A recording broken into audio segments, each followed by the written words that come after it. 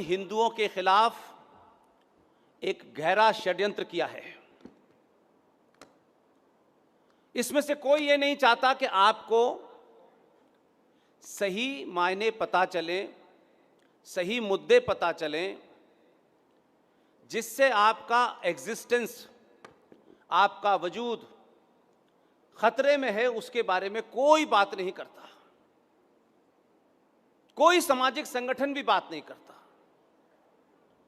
तो मुझे बड़ा ताज्जुब होता था। नौकरी में आदमी के कुछ बाधाएं होती हैं, कुछ लिमिटेशंस होती हैं। इस बैकग्राउंड में यह सफर हमने शुरू किया। मेरा इस 10-12 साल में मैं इस नतीजे पे, निष्कर्ष पे पहुंचा हूं, सनातनी हिंदू समाज सुनी सुनाई बातों को खूब आगे बढ़ाता है। सनातनी समाज दूसरे के बनाए नैरेटिव को खूब मार्केट में फैलाता है। सनातनी हिंदू समाज बोलने से पहले, चिल्लाने से पहले उस शब्द के अर्थ भी नहीं जानता, लेकिन पूरी ताकत के साथ उस शब्दों का इस्तेमाल करता है।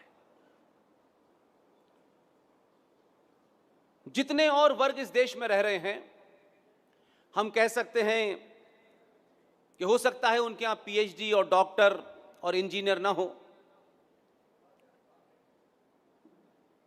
और हमारे यहां ऐसे लोगों की बहुत भरमार है। कहा जाता है बहुत पढ़े लिखे लोग हैं, हर फील्ड में आगे हैं, और अब तो जरा सी बात पे तुलना होती है तो बताया जाता है कि फला अंतर्राष्ट्रीय कंपनी का सीईओ एक हिंदुस्तानी है और सनातनी हिंदू है। हम इस पे गर्व भी महसूस करते हैं। लेकिन दुनिया में जितने भी राष्ट्र हैं, उन राष्ट्रों को कभी भी बड़े बड़े सीईओज ने, इंजीनियर ने, डॉक्टर ने कभी नहीं बचाया। इसलिए राष्ट्र और देश के बारे में बड़ी भ्रांति है, बड़ा कंफ्यूजन है हमें। और राजनीतिक लोग जब अपने स्वार्थों से किसी नारे को गढ़ते हैं तो उसमें किसी पार्टी का स्वार्थ तो हो सकता है, राष्ट्र का स्वार्थ नहीं होता। इसलिए एक नहीं अनेक झूठ हैं, और कॉन्शियसली अनकॉन्शियसली शायद हम उनको सुनते भी हैं, लेकिन पता नहीं कौन सा वो लालच है, कौन सा वो डर है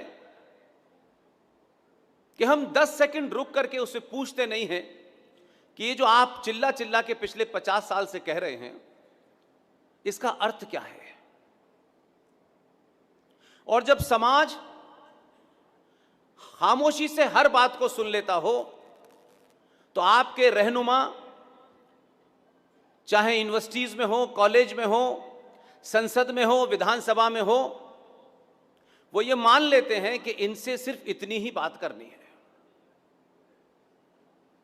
और समाज से एक बार गलती हो जाए, 2 बार गलती हो जाए, और समाज बार बार मूर्खों को चुनने लगे, तो समझ लीजिए कि समाज गड़बड़ हो गया है।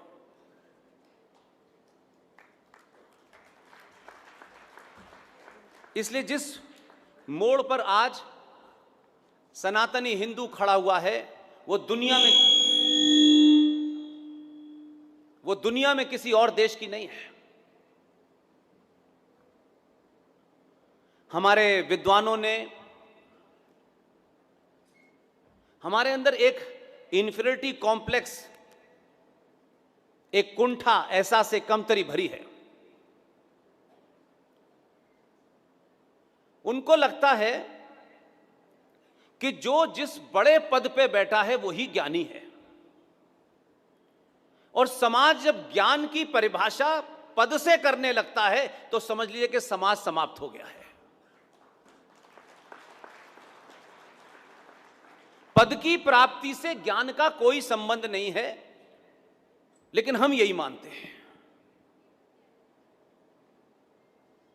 इसलिए हम अपने बीच में जो ज्ञान की बात भी करते हैं, लेकिन उनके पास कोई पद नहीं होता, वो किसी बड़े संगठन, ठेकेदारों के छोटी सी दुकान नहीं चलाते, तो उनके बारे में लोग सोचते हैं ऐसे ही कोई बेवकूफ किस्म का आदमी है, ऐसे ही बकता रहता है।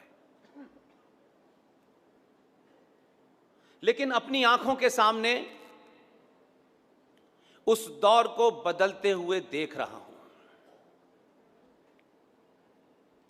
लोग आज अपने उस तकलीफ का, वो जो चोट उनको 700 साल से लगी है, उसका मरहम, उसकी दवा कौन दे सकता है, सिर्फ ये जानना चाहता है। वो इस चक्कर में नहीं परेशान है कि बोलने वाला कितना बड़ा उसके पास डिग्री है, वो किस पार्टी का है, किस संगठन का है। यही सबसे बड़ा बदलाव है।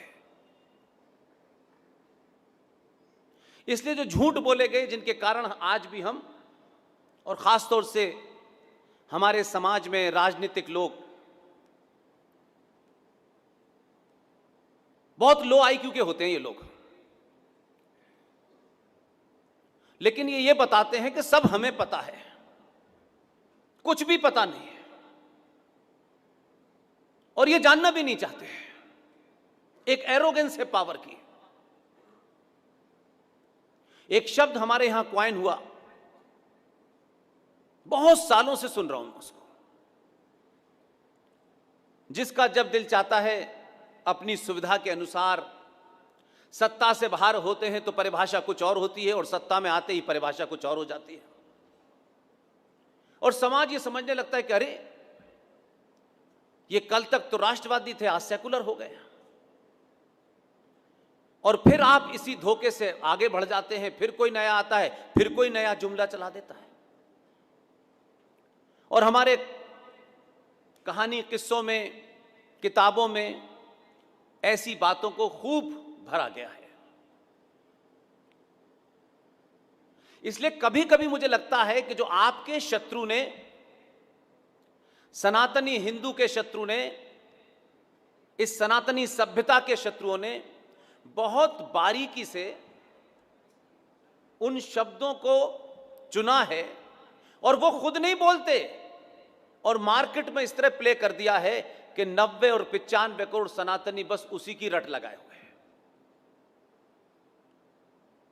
दुनिया का सबसे बड़ा झूठ है सारे धर्म बराबर हैं। अब इस पे कभी किसी ने रुक के अपने आप से नहीं पूछा कि मैं कह क्या रहा हूं। बड़े बड़े 4-4, 5-5 करोड़ रुपए लेकर के कथा बांचने वाले भी मौजूद हैं, बड़े बड़े वाइस चांसलर हैं, कई सारी डिग्रियां हैं उनके पास में, पीएचडी भी हैं। 5-5 घंटे के प्रवचन करा लीजिए, सुबह से शाम तक प्रवचन होते हैं, लेकिन छोटी छोटी बातों से पूरे राष्ट्र की कैसे हानि होती है, इसकी तरफ कोई जाना नहीं चाहता। क्योंकि हम काम चलाऊ अंदाज में अपनी सभ्यता को बचाने की कोशिश कर रहे हैं। इस पूरी सिविलाइजेशन की लड़ाई में हम जीत नहीं सकते, क्योंकि उस नैरेटिव से बाहर निकलने की हमारी इच्छा ही नहीं है, और फिर हम कुतर्क करते हैं। धर्म सनातनी साहित्य में, संस्कारों में, आस्थाओं में, परंपराओं में, धर्म शब्द का मतलब होता है आपका दायित्व, आपकी ड्यूटी, आपका फर्ज। लेकिन मैकॉले के स्कूल में पढ़ने वाले करोड़ों इस देश के सनातनी हिंदू, रिलीजन शब्द का उर्दू में ट्रांसलेशन है मजहब, लेकिन हमें सुविधा थी क्योंकि हमारे राष्ट्र के जो पिताजी थे, हमें पता नहीं चला कब हमारे पिता बने, हमारी मां ने तो बताया नहीं।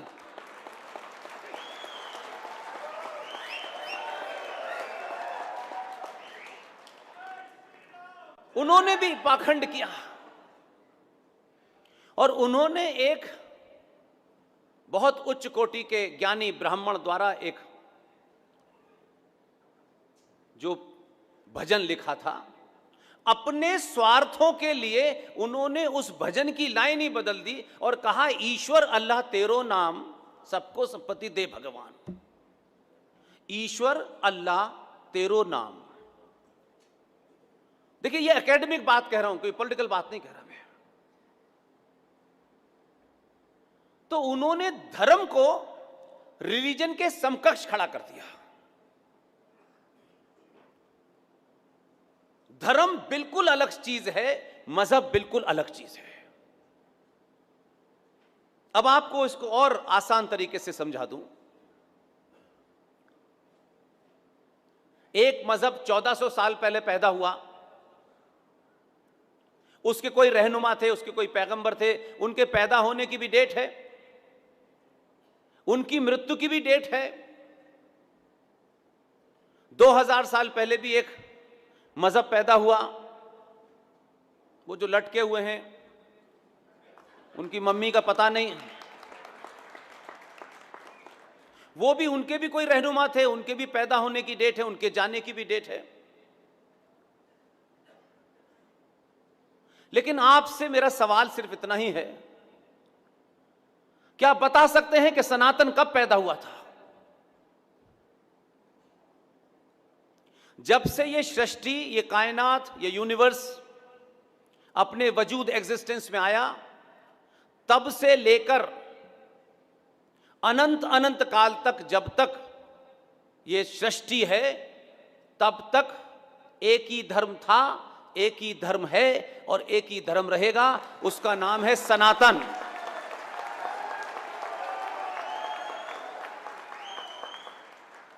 इसलिए हो सकता है कि सनातन के मानने वालों का तलवार के जोर पर कोई निकिता का, अंकिता का, कृष्ण भड़वार का, कन्हैया का, रूपेश पांडे का देश भर में हत्या तो कर सकते हैं तलवार से, लेकिन यह भी एक सच है, यह प्रकृति का नियम है, जो पैदा हुआ है उसका मरना निश्चित है, लेकिन जो पैदा ही नहीं हुआ उसके मरने का सवाल क्या होता है। लिहाजा सनातन को कोई मिटा नहीं सकता। यहां तक तो आप खुश हो सकते हैं, ताली बजा सकते हैं और इंतजार कर सकते हैं कि जो ऊंट की पीठ पे आए थे वो कब मरेंगे। आप खुश हो सकते हैं, लेकिन जो आपकी अपनी भूमिका होनी चाहिए थी, उसका अगर हमने 10% भी ईमानदारी से निभाया होता, तो जो आज हमें यह बता रहे हैं कि जो ताजमहल है ना, यह हमारे पुरखों ने बनाया है, ये जो कुतुब मीनार है ना, यह हमारे पूर्वजों ने बनाई थी। और क्योंकि आप जवाब नहीं दे पाते, क्योंकि जो बातें आपको कथाकारों से विश्वविद्यालय में पता चलनी चाहिए थी वो नहीं बताई गई, इसलिए एक नैरेटिव का युद्ध चल रहा है। आपसे ताजमहल के बारे में कहने वाले, कुतुब मीनार के बारे में कहने वाले आपको चुनौती दे रहे हैं और कहते हैं ये जो आर्किटेक्चर है ये इस्लामिक आर्किटेक्चर है। पिछले 1400 साल से जो लोग अपने साइज का पजामा नहीं बना पाए वो कहते ताजमहल हमने बनाया है।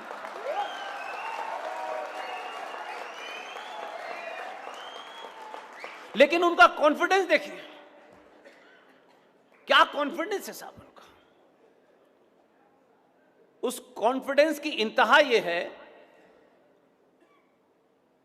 कि भारत के विश्वविद्यालयों में पढ़ते हैं, यूजीसी द्वारा निर्धारित कोर्सों को पढ़ते हैं, क्लास में आके मानते हैं कि धरती गोल है, लेकिन मस्जिद में जाके कहते हैं कि कुरान में लिखा है कि धरती चपटी है।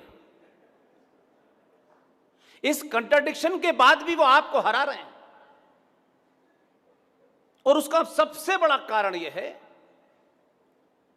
सनातनी हिंदू को जो उसकी सबसे बड़ी वीकनेस बन गई है या बना दी गई है, वो धनाढ्य होगा, ताकतवर होगा, बड़े बड़े पदों पे होगा,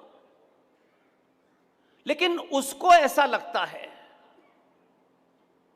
कि मैं बहुत इंफीरियर हूं। ये ब्रिटिशर्स ने भी किया, ये पुर्तगालीज ने भी किया, और उससे पहले जो आए थे तलवार लेके उन्होंने भी किया। दुनिया में जितने भी देश जब किसी देश को गुलाम बनाते हैं तो वो कोई तलवारों से नहीं बनाते, बल्कि आने वाली नस्लों को ये बताते हैं कि जो भी कुछ तुम्हारे पास अपना है ये बहुत इंफीरियर है।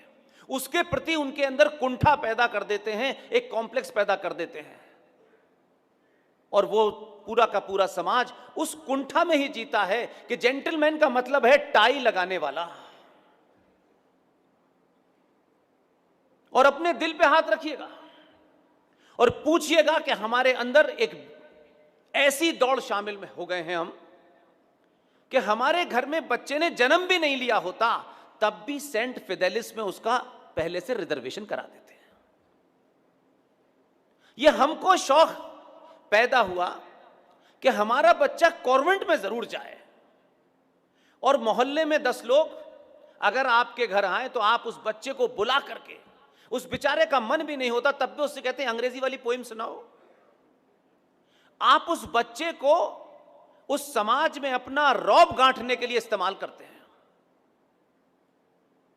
और इसलिए आपका बच्चा मैथिली शरण गुप्त की कविता को कहने में गर्व नहीं महसूस करता, लेकिन ट्विंकल ट्विंकल लिटिल स्टार कहने में उसे गर्व महसूस होता है।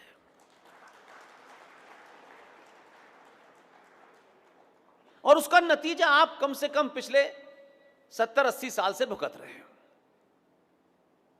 जिंदा कौमें होती हैं कि अगर कोई गलती हो भी गई हो तो उसको दुरुस्त कर लेते हैं, लेकिन हम उसको रेक्टिफाई नहीं करना चाहते। हम अंधी भीड़ में शामिल होकर के आगे निकलना चाहते हैं। इतना ही हमारा सोच है। लिहाजा एक कविता बहुत पढ़ी जाती है, मूर्ख राजनीतिक लोग, नेता लोग अपनी दुकान चलाने के लिए कुछ भी कह सकते हैं। इसलिए मैं मानता हूं दुनिया में जहां जहां लोकतंत्र है वहां नेताओं को झूठ बोलने की छूट होनी चाहिए, क्योंकि लोकतंत्र की अपनी कमजोरियां यह हैं कि जब तक नेता झूठ नहीं बोलेगा तब तक वो चुनाव जीत ही नहीं सकता, क्योंकि उसको सबका वोट लेना है। मूर्खों को भी, गुंडों को भी, बदमाशों को भी, बलात्कारियों को भी सबका वोट लेना है, तो उसके मुंह पे ताला लग जाता है। वो चाहता है वोट इस वक्त मिल जाए, चाहे किसी का भी वोट हो। और सनातनियों में तो दौड़ है इस बात की। इसलिए हम झूठ बोलते हैं कि मजहब नहीं सिखाता आपस में बैर रखना, हिंदी है हम वतन है हिंदुस्तान हमारा। वाह क्या शेर है, कमाल का शेर है। पूरी दुनिया में पिछले 700-800-900 सालों से मजहब के नाम पर ही युद्ध हो रहे हैं, धर्म के नाम पर नहीं हो रहे हैं। पूरा ईरान पारसी था, पारसी लोग रहते थे आराम से। कुछ मजहब के मानने वाले आए, उन्होंने तलवार के जोर पर उस पारसी देश को इस्लामिक देश बना दिया। ये जो 57 देश है पूरी दुनिया में, ये क्या कुरान शरीफ पढ़ के मुसलमान बने? लेकिन हम उस बात को कहने से डरते हैं कि हमारे कहने से कहीं हमारा 2 पैसे का बिजनेस सलमान भाई के साथ चल रहा है, कहीं नुकसान ना हो जाए। इस लालच से, इस कॉम्प्लेक्स से आपको बाहर निकलना पड़ेगा। मुझे खुशी है कि आज के दौर में युवा, बेटियां, बहनें, माएं आज ऐसे डिस्कोर्स को सुनने के लिए घर से बाहर निकलती हैं। यह बड़ी बात है। और ऐसा नहीं हो सकता कि रातों रात सब कुछ बदल जाए और ये जो दिल्ली में जिसको बैठाया है आपने, वो 24 आते ही देश को हिंदू राष्ट्र घोषित करते हैं। ऐसा नहीं हो सकता, बिल्कुल नहीं हो सकता। क्या हम हिंदू हैं? हम हिंदू नहीं हैं, बिल्कुल भी नहीं है, माफ कीजिएगा। हिंदू होने का मतलब आपने दिवाली, होली, रक्षाबंधन और मंदिर में जाके पूजा कर ली, ये हिंदू होना नहीं है, बिल्कुल भी नहीं है। आप अपने वजूद के ऊपर, एग्जिस्टेंस के ऊपर तर्कों से जब तक जवाब नहीं दे सकते, आप कुछ भी नहीं है, एक भीड़ हैं आप। 1950 में बाबा साहब अंबेडकर का एक संविधान बना। संविधान बनाने वालों में ज्यादातर वही लोग थे, कोई राइट विंगर नहीं था, कोई नेशनलिस्ट बहुत लोग नहीं थे। मात्र 24 साल के अंदर बाबा साहब अंबेडकर का संविधान कम्युनल हो गया। तो जब वो संविधान था तब भी उसे हम मान रहे थे, और 1976 में रात के अंधेरे में 42वें संशोधन के माध्यम से संविधान में एक दो शब्द जोड़ दिए गए कि ये सेकुलर है और सोशलिस्ट है। आज से हम वो मानने लगे, क्योंकि इस पे बोलना हमारा काम नहीं है, किसी और का काम है। लिहाजा मैं मानता हूं 15 अगस्त 1947 हम बड़े जोर शोर से मनाते हैं। भारत आजाद हुआ था, किसी ने कहा, किसी ने मनाया और हमने शुरू कर दिया। मतलब सनातनी हिंदू राम के चरित्र पे सवाल उठा सकता है, सीता मैया पे सवाल उठा सकता है, डिबेट कर सकता है, लेकिन यह नहीं पूछता कि मात्र 50 साल 60 साल पहले ये जो हमको पढ़ाया जा रहा है कि 15 अगस्त 1947 को भारत आजाद हो गया था, ये ग्रेट ब्रिटेन की पार्लियामेंट की डिबेट हो, वहां की आर्काइव हो, भारत की आर्काइव हो, भारत की लोकसभा हो, राज्यसभा हो, कहां पे लिखा हुआ है कि 15 अगस्त 1947 को भारत आजाद हुआ था? हम किसी